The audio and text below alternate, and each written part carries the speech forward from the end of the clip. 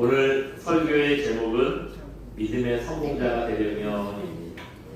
그래서 제목만 봐도 오늘 설교에 대한 성공에 대한 얘기하겠구나 이렇게 우리가 알 수 있죠. 오늘 설교를 어떻게 시작할까? 성공에 대해서 특별한 얘기가 있을까 싶어서요. 제가 이것저것 찾아보니까 성공에 대한 책들이 엄청 많더라고요.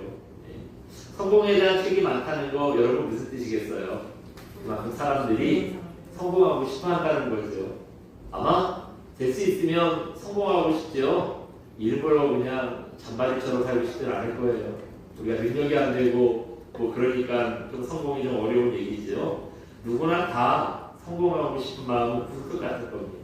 그런데요, 성공에 대한 책들을 이것저것 찾아봐도 오래된 책인데 이것만큼 크게 알려진 책은 없는 것 같더라고요. 바로 이 책입니다. 네, 보여주세요. 뭐죠? 성공하는 사람들의 7가지 습관. 참 오랜만에 보시죠? 저 책 읽어보신 분도 꽤 있으실 거예요. 책이 나온 지는 벌써 30여 년 됐고요. 한때 30여 년 된 책인데요. 지금도 꾸준하게 팔리는 스테디셀러예요. 지금까지 50여 개의 언어로 번역이 돼서 4천만 부 이상 지금도 꾸준하게 계속 팔리고 있는 책입니다. 이 시간에 저 책 내용을 말씀드리려고 하는 건 아니고요. 책을 지은 분이 누구예요? 저기 보시면 스티븐 코비죠. 그랬죠? 스티븐 코비라는 분입니다. 미국의 작가고요. 대학교 교수세요. 그리고 경영 전문가고요. 또 코비 리더십 센터를 설립한 회장님이기도 합니다. 저분이 원래는 그냥 작가고 교수였는데 저 책 한 권이 히트를 치면서요. 1년 365일이 모자랄 정도로 유명해진 분이 됐어요. 그런데 저런 성공하게 대가가요. 파산을 했습니다. 망했대요. 이게 말이 돼요? 여러분, 딴 사람도 아니고 성공할 수 있는 습관까지 만들어서 주구장창 성공에 대한 강연을 하러 다니고 정말 성공에 대해서 본인도 돈도 엄청 많이 벌었고요. 쉴 틈 없이 전 세계로 성공한 강의를 하러 다니는 분인데 이런 분이 망했대요. 이상하잖아요. 어떻게 이런 분이 망했을까 이해가 안 되죠. 그래서 기자가 물었답니다. 박사님, 성공을 가르치는 박사님께서 파산하신 이유가 뭡니까? 그러더니요. 이 스티븐 코비가 이렇게 대답했대요. 제가 성공하는 사람들이 7가지 습관을 실천하지 못했기 때문에 저도 망했습니다. 그러더래요. 참 아이러니하죠. 자기가 만들고 자기가 가르쳐 놓고 자기는 그대로 안 따라가지고 망했다는 거예요. 여러분, 우리도 성공해야 됩니다. 여러분 꼭 성공하시길 바랍니다. 근데 돈을 많이 버는 성공도 좋지만 돈을 많이 버는 성공보다는 예수님 잘 따라가는 일에 여러분 꼭 성공하시기를 부탁드립니다. 오늘 본문이 바로 이 점에 대해서 우리에게 가르쳐주고 있어요. 그래서 오늘 본문을 통해서 우리가 세상의 성공이 아니라 예수님을 따르는데 성공자가 되려면 어떤 사람이 돼야 되느냐 잠시 좀 생각을 해보겠습니다. 우리가 그 믿음의 성공자가 되기 위한 첫 번째가 있어요. 한번 보여주세요. 같이 한번 읽어볼까요? 믿음의 성공자가 되려면 내가 누구인가를 알아야 합니다. 우리는 주님의 돌보심이 필요한 양입니다. 여러분, 믿음의 성공자가 되려면 우리가 뭘 알아야 된대요? 내가 누군가를 알아야 된대요. 내가 누군가를 모르면은 여러분 성공할 수 없는 거예요. 자기가 누군가, 자기의 신분과 지위와 능력을 정확히 알아야 됩니다. 그런데 그럼 우리가 누구래요?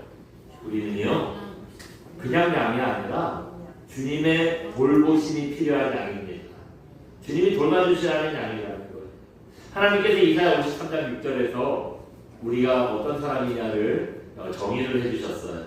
한번 보여주실래요? 같이 한번 읽어봅니다.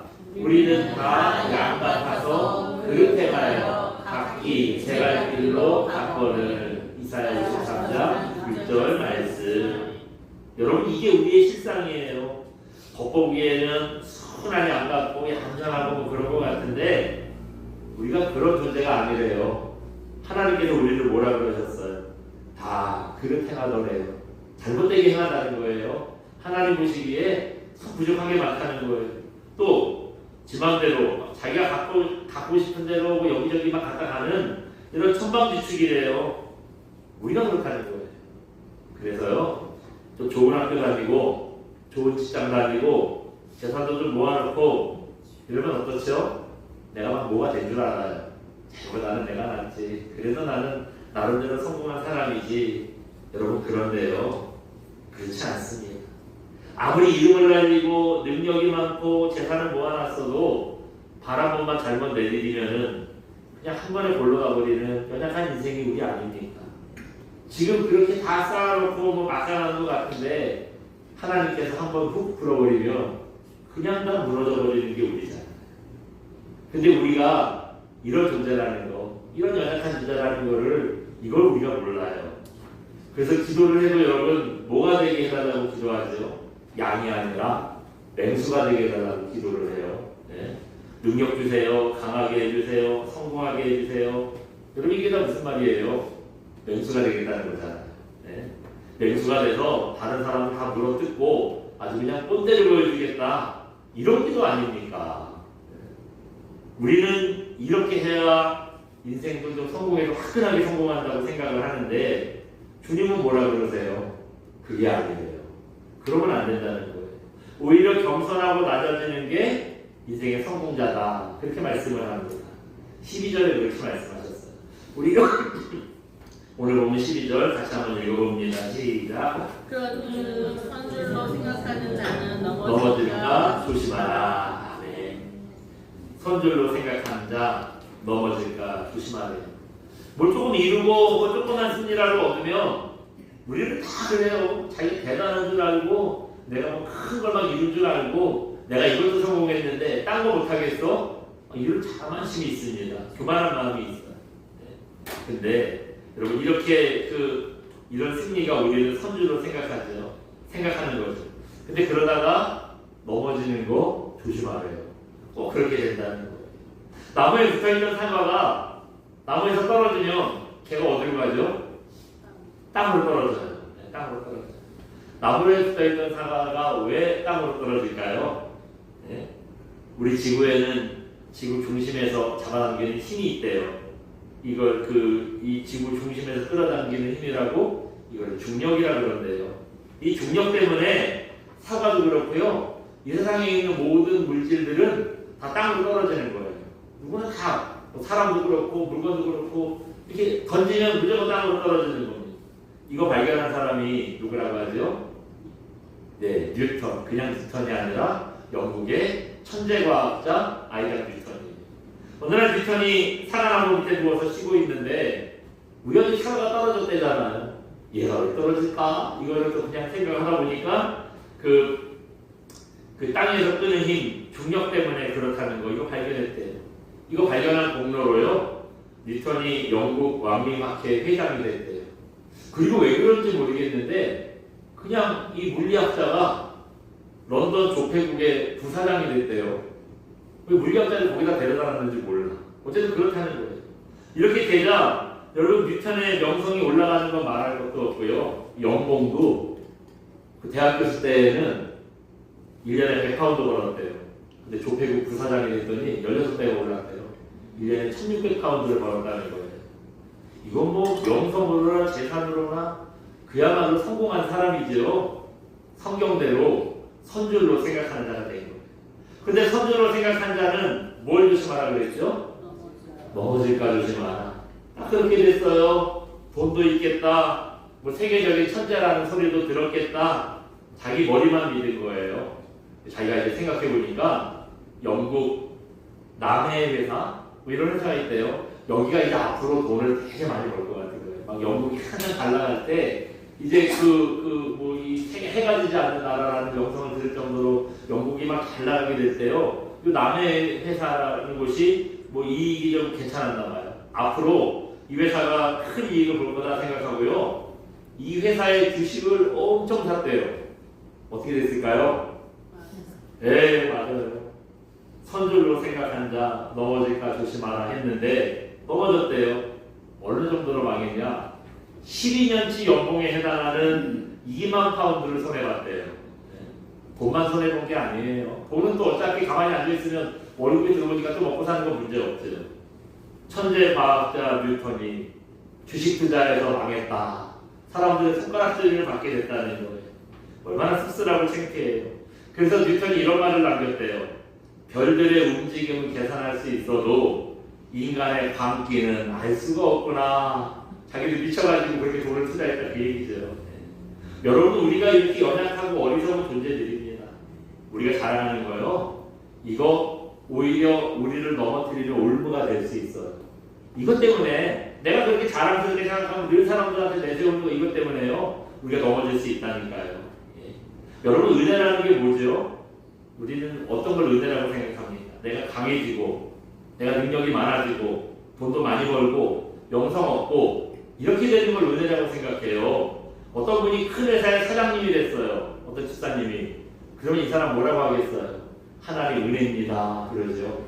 나 이거 진짜 사장 돼서 나 망했어. 나 저주받았어. 그런 얘기 안 할 거 아니에요. 우리가 생각하는 은혜의 개념은 이거거든요. 근데 여러분 진짜 은혜는 내가 강해지는 게 아니에요. 내가 돈 많이 벌고 명성을 얻고 그게 아니에요. 오히려 내가 약해서 예수님을 의지할 수밖에 없고 내 세우가 하나도 없어가지고 주님이 없이는 뭐 한시도 할 수 없고 이게 여러분 은혜이세요. 돈 있고 능력 있고 가진 게 너무 많아서 주님 없이도 내가 살 수 있다. 여러분 이렇게 된다면 이거 은혜가 아니잖아요. 주님 없이 사는 거는 어떤 길이죠? 멸망의 길이에요. 주님 없이도 잘 살 수 있고 내 힘으로 잘 살 수 있게 되는 거는 멸망의 길입니다. 우리가 여태까지 하나님께 구하던 게 여러분 은혜를 구하던가요? 은혜를 구한 건가요? 망하기를 구한 건가요? 한번 우리 기도의 의미를 좀 생각해 봤으면 좋겠어요. 여러분 성공의 영광만 쫓지 마시고 하나님 앞에 겸손하게 엎드리고 주님을 의지할 수 있는 참된 은혜를 구하시기 바랍니다.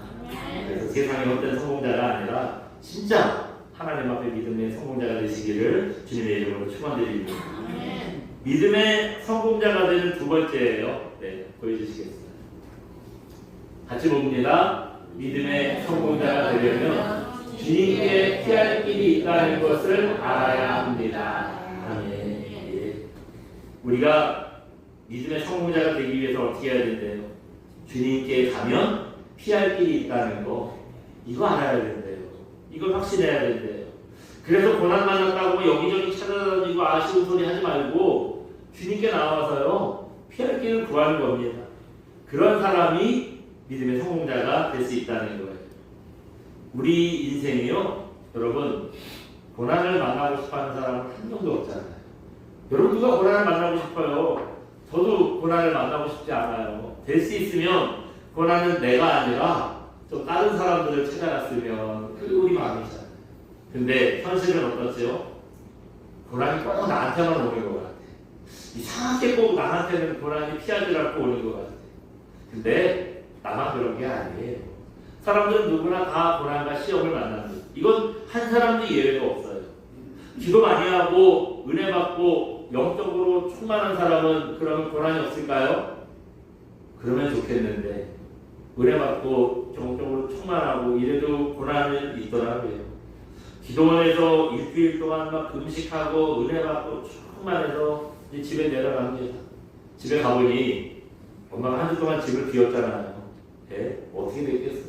설거지가 막 이만큼 쌓여있고 양말자루 막 여기저기 다 막 박혀있고 집안 꼴이 아주 그냥 막 엉망인 거예요. 오자마자 집 들어오자마자 팍팍지가 나가지고 집이 이게 뭐냐고 막 큰 소리 치니 막 남편 잡고 애들 잡고 막 그러는 거예요. 일주일 내내 금식하면서 받은 은혜 이 한마디로 다 쏟아버리는 거죠. 영적으로 충만해도요 여러분 시험이 있어요. 시험이 있습니다. 오히려 여러분 영적으로 충만한 때 시험이 더 많아요. 마귀가 그냥 설렁설렁하고 이거 하나님 자식인지 내 자식인지 이거 모르고 사는 사람들은 시험도 잘 안 해요. 어차피 그런 건 내 새끼니까 마귀가 유혹을 잘 안 해요. 근데 이거 하나님 앞에 충만하고 은혜가 넘치고 이런 사람들한테는요 은혜가 충만한 만큼 마귀의 시험이 커요. 이게 성경적이에요. 그냥 하는 얘기가 아니라. 왜냐? 여러분 예수님께서 마귀에게 시험 당하셨는데 언제 시험 나가셨죠? 네? 40일 금식하시고 광야에 나가서 40일 동안 금식하고 성령이 충만했을 때 그때 마귀가 와가지고 예수님을 시험했잖아요. 여러분 예수님도 시험 당하셨는데 또 그렇게 40일 금식하셔가지고 성령이 충만했을 때도 시험 당하셨는데 우리 같은 보통 사람이라면은 얼마나 더 마귀의 시험이 많겠습니까? 그런 거 생각하니까 그럼 차라리 성령으로 충만하지 않으면 마귀의 시험도 없잖아요. 그러면 성령으로 충만하지 않아도 될까? 생각이 들지요. 근데 여러분 그렇지 않습니다.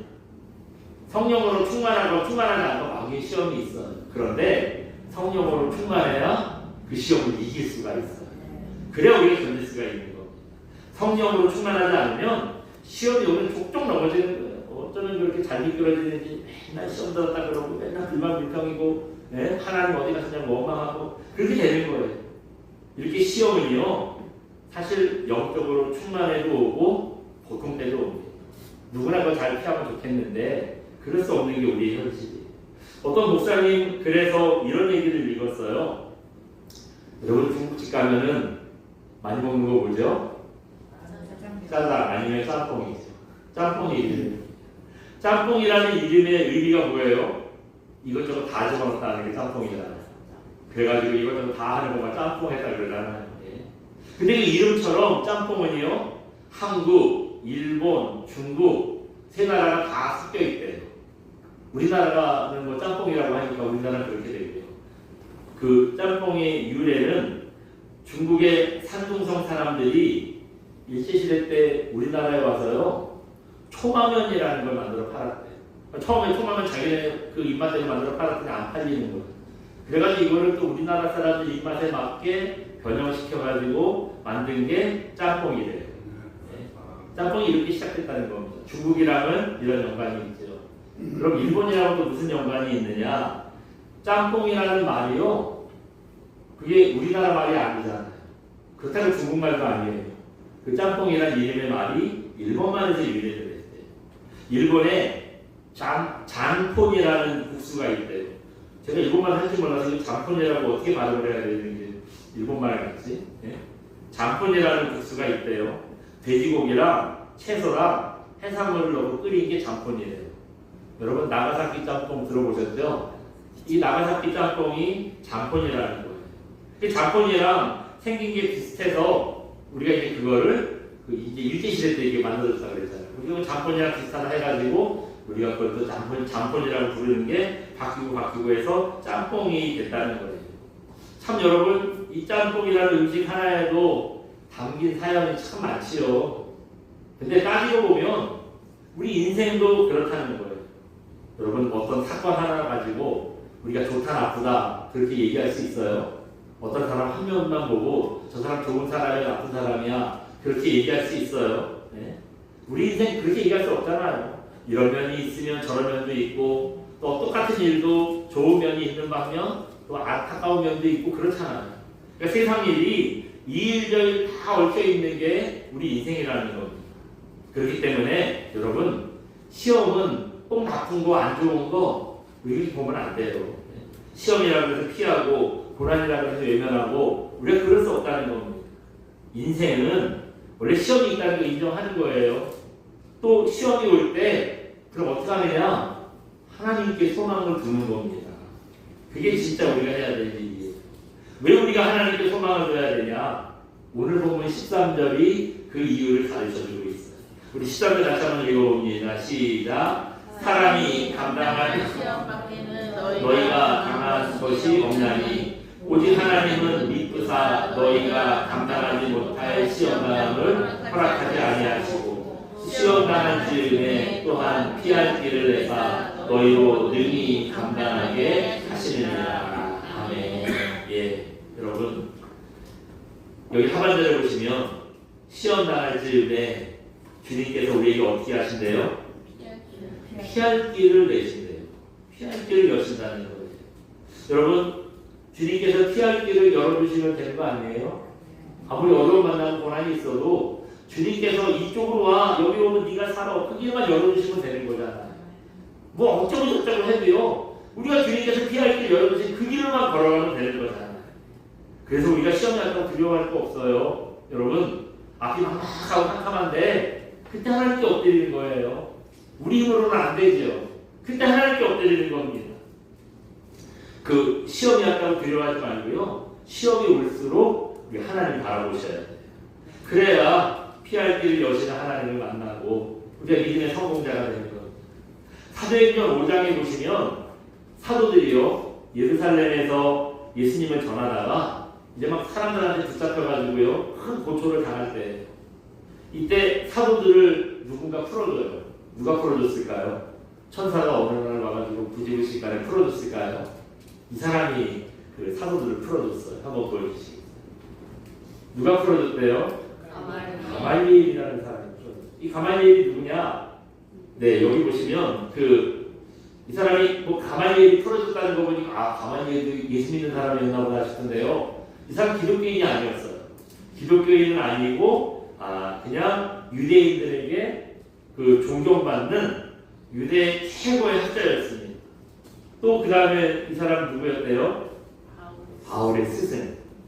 바울이 원래 예수 믿기 전에 공부 많이 한 사람이었잖아요. 공부를 많이만 한 게 아니라 그 당시에 최고의 석학이라는 가말리엘 선생에게 사사받은 제자였대요. 네.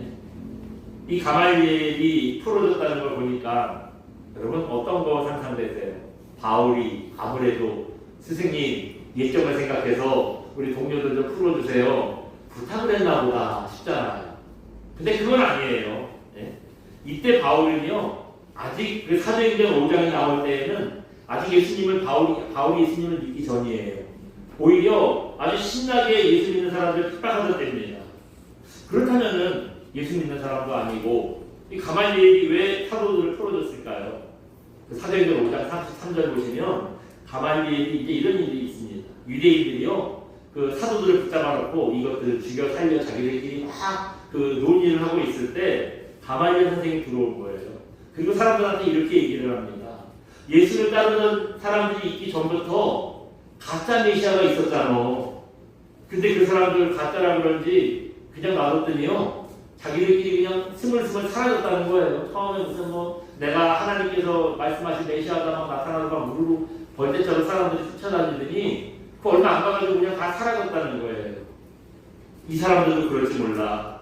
가짜 메시아를 따르는 자들이면 지푸레 사라질 거고 만약에 예수가 진짜 메시아였다면 저 사람들 핍박하는 건 하나님을 대적하는 거야.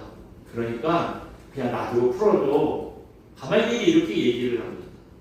가말리엘 선생이 워낙에 존경받는 학자다 보니 유대인들이요 그 말을 듣고 제자들을 풀어줍니다. 인생을 살다 보면 이렇게 생각지도 않았던 사람, 생각지도 않은 방법이 우리의 피할 길이 될 때가 있어요. 그때 가말리엘을 누가 보냈겠어요? 하나님께서 보내셨겠죠. 사도들에게 피할 길이 가말리엘이 되어주셨겠죠. 하나님께서 이런 피할 길을 여셔서 우리를 시험에서 이기게 하시고 믿음의 승리자가 되도록 분명히 우리를 이끌어 주실 겁니다. 그렇기 때문에 여러분 내 힘으로 문제를 해결하겠다고 어리석게 여기저기 뛰어다니지 않으시길 바라요. 그래서 주님 의지했을 때 피할 길을 여시는 주님 만나고 우리 믿음의 승리자가 되시기를 주님의 이름으로 축원드립니다. 이 시간 함께 찬양하고 기도합니다. 하나님은 너를 지키시는 자 함께 찬양하고 기도하겠습니다.